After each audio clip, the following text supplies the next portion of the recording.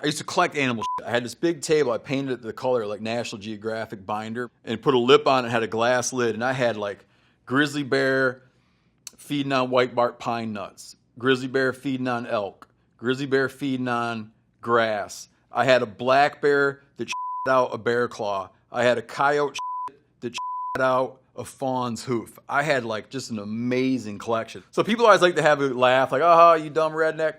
But there's a lot you can tell from looking at, touching, examining animal shit. I'm Steven Rinella. I'm a hunter and a tracker, and this is The Breakdown.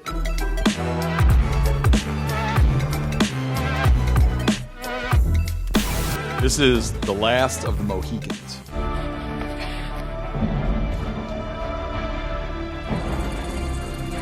Pause this here. I already don't like it.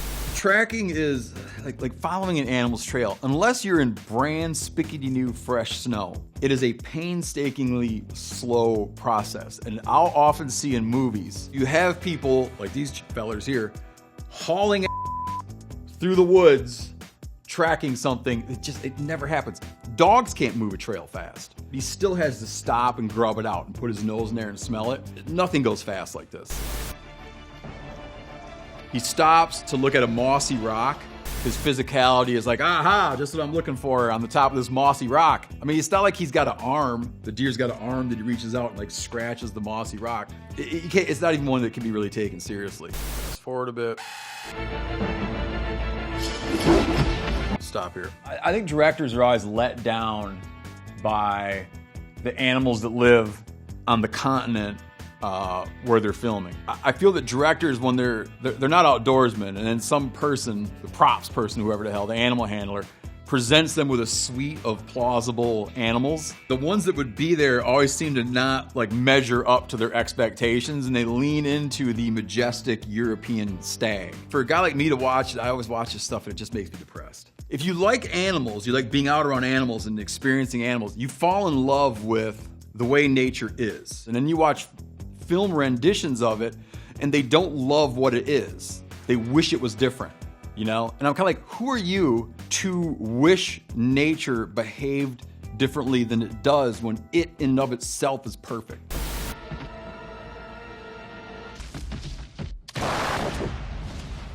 From a marksmanship standpoint, if something's running, you need to have follow through. Same thing like shooting skeet or trap with a shotgun.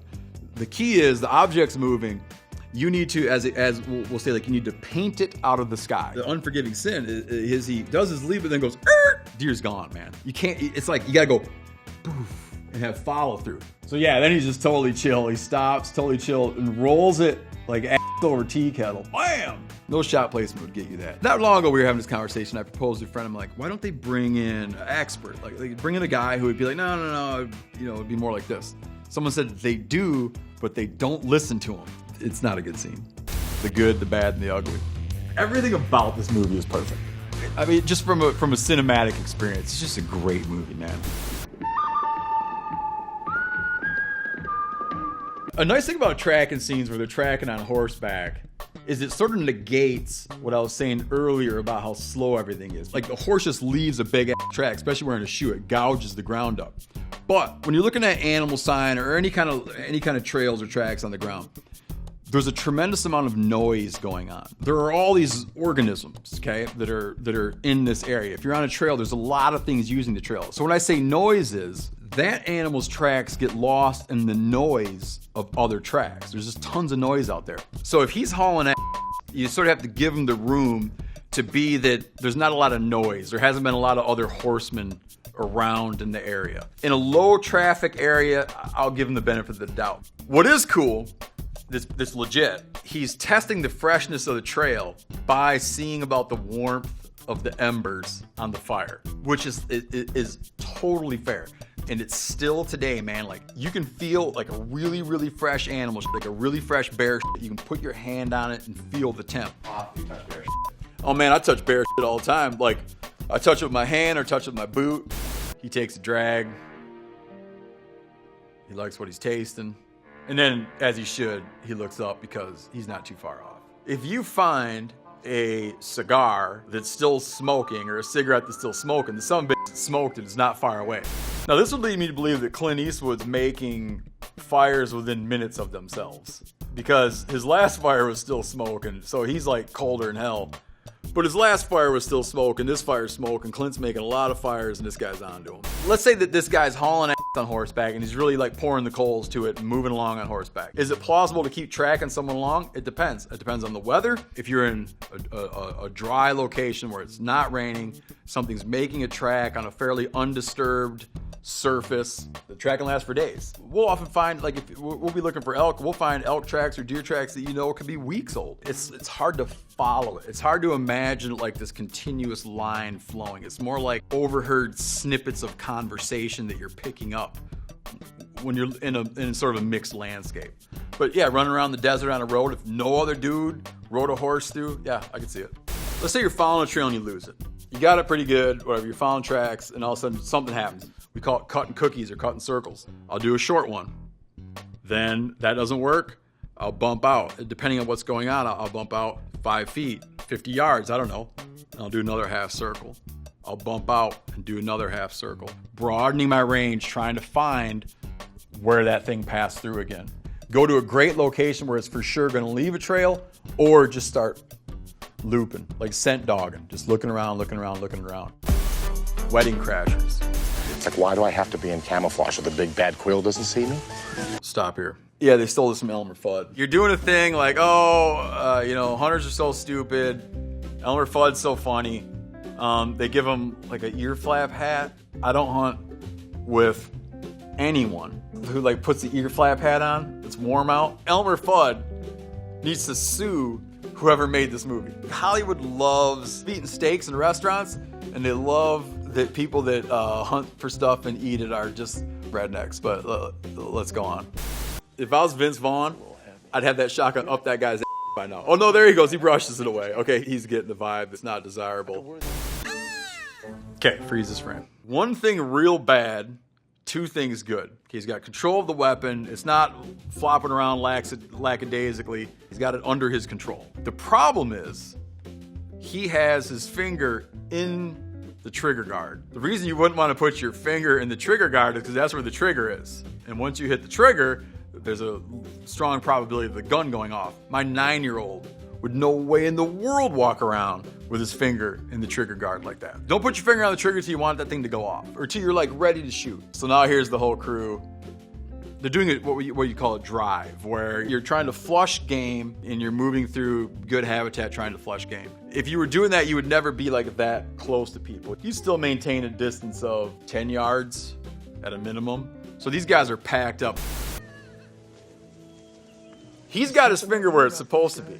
My guess is that Bradley Cooper, in his past, has had some exposure to firearms. It's a very natural finger position and a very natural carry, and leaning up like that, like if you're walking in a line, people in front of you, like it's okay to do that. To the right! What are they shooting at? Like they're shooting and aiming, but there's nothing there to aim at. He's just saying to the right. So it's like, oh, I get it. They're so trigger happy. They would just shoot to the right because someone said shoot to the right in the absence of any visual target. They don't know what's going on. But when Wilson shoots, and it's like someone's tied a rope from a car to his back and is dragging him through the woods. Why is his recoil so much more abusive than his compatriots, the recoils of their shotguns? It's like watching Elmer Fudd. Like, it's just cartoony, and it's got an agenda that makes me uncomfortable. The Revenant. This is the real, what actually happens here.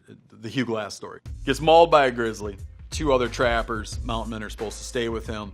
And the assumption is he's going to die overnight. So Jim Bridger and another guy are tasked to stay with him and watch him die. And they get chicken because they're trespassing on Indian lands. They're afraid of retribution from the tribe. So they split. And in real life, Hugh Glass then has his harrowing journey, crawls back to civilization, confronts the guys that left him, and takes no vengeance. So the story is a story of like forgiveness. It's fortitude and forgiveness. Then it gets turned into a movie, and it winds up turning into this big vengeance tale of him. They just add all this bullshit in, like the guy kills his kid and he's got to track him down and kills him, and it just twists like what the purpose that the story has always served about resilience and forgiveness. Bam! Got him. Yeah, it's a good shot. He's got an otter hat, I see, which I'm jealous of. Costumes are good. I mean, I haven't done a lot of fighting in the early 1800s, but this all seems good. Here, let me jump ahead. See, here he's got an advantage in that they're tracking in fresh snow. It is going to be extremely difficult to lose that trail, and you'd be able to run that trail as fast as you could run. So here, if he's going to like haul down this one, yeah, man, he's got a great little bit of trail following ahead of him. If you really wanted to trail that for a long time, he goes in that powder, and then it gets warm during the day, and that snow softens up, and then it gets cold at night, and that snow freezes. It like encases that track, and then that track will hold. That track will stay relevant for a long time. And an additional thing is in that pretty high elevation, deep snow situation, probably not a lot of big game animals around. Probably not a lot of elk around and other stuff that could create other noise and confusion when you're following the trail. You could switch over to stick a moose hoof on there, but it's just humans and animals don't walk the same, you know. We're a little bit similar to a bear, our placement, but again, a bear's got too many feet. Now he's in an area with a lot less snowfall. This guy's got he's got his groove down good. He knows to move very slowly. Like eyes pick up movement. Eyes pick up fast movement. Slow movement's hard to pick up. I was so depressed during this whole movie. I wanted to like it bad. Out of Africa. I already like it. I've never seen this movie, but I already like it because those are some great looking prints, man. It's like a good looking track and they're on a good looking trail. Here we have like an African tracker tracking native game in Africa. And so the poetic license or freedom that I'm going to give this guy is great. And I'm expecting to see some like Herculean tracking efforts. Okay, she's going to blow this guy right in the back with that gun. Not great muzzle control. That would make me real uneasy to have two guns trained on my back. Lion. Careful, the wind's behind us. We haven't touched on wind. Animals smell things where if a smell hits them, it's almost like it's giving it a blow. Meaning it'll like react the way you might react from the knowledge that my fist is coming toward your face. They feel smell. We even do a thing called wind bumping. So let's say you got a thicket, you know there could be something hiding out in the thicket. You could pass through up here, let that wind carry your scent down and scent bump it. When you have topography, like in mountain hunting, you know that when the air cools, the air will drop. When it warms, it'll rise. You're on a slope here, okay? And there's a elk here. And you're gonna be going up like this to find that elk. And in the morning, it might be that the scent, because the air is cooling, coldest part of the day in the morning, that cold air is gonna wash down. Then the day is gonna warm up, the sun's gonna come up, you'll be able to see the sun, you'll feel the temperature change, it'll come up a degree, and all of a sudden that air will wash back up. In terms of stalking or tracking or anything, we're always thinking about what are the thermals doing right now. You can be in an area, like you could be in a valley, like let's say here's a valley, okay? And where my hands come together is a stream coming down. You could be on the side of the valley and have a side slope. But if this thing's got a stream in it and it's got cold water and that cold water's rushing downhill, that cold water that's right here will cool the air enough that it'll create a downstream thermal running down along the top of that water because the water cools the air and the cold air goes down. So you could be in a situation where you're trying to stalk something, but the wind's no good, but then you get in that creek bed and walk right up that creek bed and you're taking advantage of this downwashing airflow that defies the dominant wind direction that could be washing across, spilling down the hill, crossways around the hill. So like that Robert Redford here, the fact that he's aware of wind is cool. I like it. It's a great mention. The fact that he thinks that the wind is going to make it come into him and attack him, I feel like the opposite would happen. It'd pick up his odor and slip out. Oh. It's plausible that you could get up that close to something that's feeding on something that wouldn't know you're there, especially because they're so distracted. They have like a lot they're paying attention to. If it was just bedded down, no, you don't get up. They're going to at any kind of distance. But spatially, I'm not clear. A couple years ago, my brother lives in Alaska. He was going up a river moose hunt, and he passes this camp, and he shoots a with a guy. And their hunt gets over, and they get back to town, and he's reading the newspaper about a guy that got mauled by a grizzly on the same river he was hunting. And lo and behold, here's the picture of the victim. The victim is the dude that he was just talking to, that he'd been talking to on his way up the river. What happened to that guy is that guy had stumbled into the carcass of a different moose hunter, and a bear had claimed the carcass. He stumbles into it. The bear gets pissed and mauls him. Grizzly bears or brown bears will attack things because the thing scared them. If something comes up, it startles you, or it thinks the animal thinks you're going to take its food, or it thinks you're going to hurt its cub. It just wham wants to neutralize the threat. Like, that's how most people get attacked by grizzly bears. If I was going through the woods and I all of a sudden am face to face with a large predator, one, I want to seem very unprey-like. Arms in the air. I'm going, hey. We yell, hey, a whole bunch. Arms up. If you're with someone, you get close together. Everybody's arms are up. You're yelling loud, and you're walking away. You're not turning tail and running, because when you're turning tail and running, you could like trigger this sort of predatory thing, like, oh, I was gonna eat it, now it's getting away, let me go get it. Instead, you're like, don't mess with me. I'm walking away from you. If it doesn't know you're there, like if you walk up and there's a moose carcass laying there, and there's a bear on it, I would very quietly just get the hell out of there. What the hell are they doing in this movie anyways? I don't even know what this movie's about. Here comes the lioness. Bam! Rolls it. Now here comes the, oh. Yeah. Yeah, I'll buy it. That's fine. People nowadays might have a different appetite toward that, but in a situation like that, man, I wouldn't do anything differently than that. This is Jeremiah Johnson. This is my favorite movies of all time. For me and my peers growing up, we all wanted to be mountain men. This was like our anthem, man. Here's an American elk in where he should be. That elk is out there and it's during the rut and he's bugling like woo,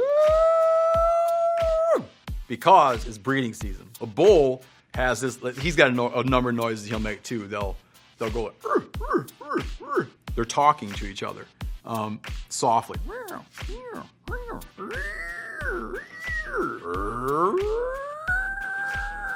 But they also just sit out there going like, when you're out in the mountains and the bugle's too perfect, you're like, that's probably a dude. The elk call that gives you the greatest range of possibilities is a thing called the diaphragm call. It's a little piece of latex that goes into your mouth. You take your tongue and force it against the roof of your mouth so you're closing off all air passage and you exhale from the diaphragm. And you can take that thing in your mouth and you can make a wide array of elk sounds. My feeling is that they're just dubbing in the sound of a bugle to make him seem like he's up there bugling, but I don't think that's what that elk's doing. That elk's uneasy. See here, he's gonna hit this bull. He gets a very good hit on this bull. Yeah. I would bet you that elk was shot. How do you know? Just everything about it. You can't fake it. I'm not saying it's him, but that elk is shot by a firearm. Let's go back. What if he sees our feet? Elk don't know how many feet a horse have. The strategy is legit because at this time in American history, there's a great abundance of feral horses out in the landscape all across the American West. The fact that this thing's like comfortable with a horse coming by, sure. The Deer Hunter. It's a great movie. Harrowing movie. Topography looks good. Outfits look good. The back tags is a nice touch. Back tags are fading out now, but in this area, you had to wear your license on your back, so it's good that they had the back tags thrown in there. It was meant to be that a game warden or whoever could just look at you walking away and see your license number. They're less common now. We've kind of gotten away from back tags. One of these guys seems to be following blaze orange laws and someone doesn't. Most places when you're hunting with a firearm during firearm deer season, you have to wear blaze orange because it's easily identifiable and visual to other hunters. When they introduced blaze orange laws, it really had a pretty sudden and dramatic impact on hunting accidents, just people being able to see each other. Here's where everything gets horrible. The thing is, he's hunting deer, and everything looks good, but they did the thing where they insert the wrong damn animal.